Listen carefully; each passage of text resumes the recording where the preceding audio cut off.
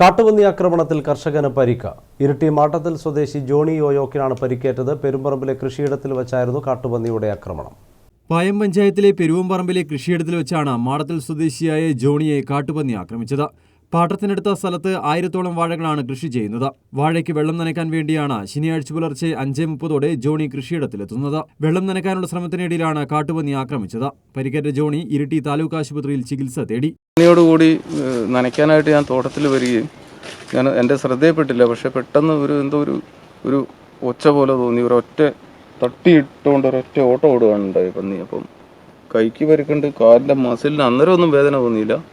പിന്നീട് പണിസ്ഥലത്തുനിന്ന് ഞാൻ വീട്ടിലേക്ക് പിന്നെ നടക്കാൻ മേലാതെ വരുന്നൊരു അവസ്ഥയുണ്ട്. ഫോറസ്റ്റ് ഓഫീസർ കൂടെ ആസ്പത്രിയിൽ വന്നു ഇഞ്ചക്ഷൻ എടുത്തു. 2-3 ഇഞ്ചക്ഷൻ എടുത്തിട്ടുണ്ട്. 3 ദിവസം കൂടുമ്പോൾ ഇഞ്ചക്ഷൻ എടുക്കാൻ പറഞ്ഞിട്ടുണ്ട്.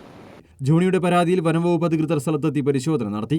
മുൻപും നിരവധി തവണ ഇവിടെ കൃഷിയിടത്തിൽ കാട്ടുപന്നിയെത്തി വ്യാപകമായി കൃഷികൾ നശിപ്പിച്ചിരുന്നു. News bureau, Iritty.